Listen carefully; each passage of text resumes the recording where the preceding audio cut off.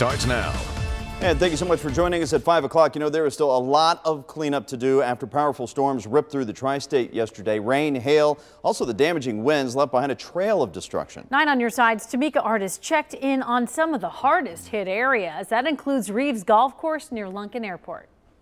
Yeah, the winds have started to pick up a bit here near Lunken Airport, but it's nothing like the 60-mile-per-hour gust that caused this. It just looked like a big burst. It just almost looked like an explosion. Mangled materials and insulation is all that can be found of this driving range shed at Reeves Golf Course. I was driving yesterday across Beachmont Levee, and I turned to the right and I saw a huge just blast of wind.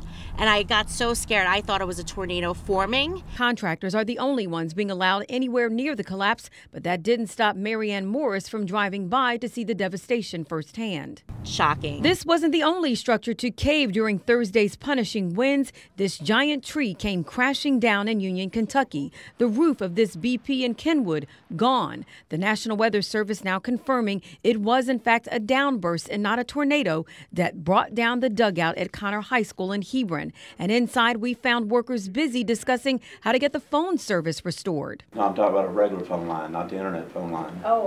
We don't have any. School officials tell 9 on your side police have yet to assess the damage. The good news is that the field itself is in good shape. There will be class on Monday, and more importantly, no one was hurt. And I'm just so glad I'm safe and everyone else was safe and no one was hurt. Those outdoor emergency warning sirens are how most of us get to find out that there is severe weather in the area. But did you know that every county has its own rules? More on that coming up in my report at 6.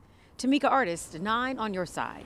Heavy winds ripped off part of the roof at a BP gas station. That's in Kenwood. 9 on your side first reported this during our severe weather coverage yesterday.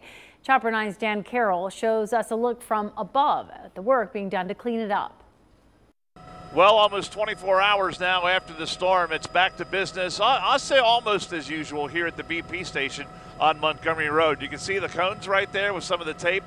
For some reason, they're keeping customers away from that part of the canopy, and the part where the canopy came down still in need of repair, but obvious to see how much of that did come down. Now, the parts that did come down, they put them back here in the parking lot, and we see this guy sort of going through those parts and looking at them, and maybe some of them can be reused, maybe not, but we'll have to wait and see if they go ahead and use any of that to rebuild it. But probably a little bit of a minor miracle. No one got hurt when this part of the building came down. I'm Dan Carroll in Chopper.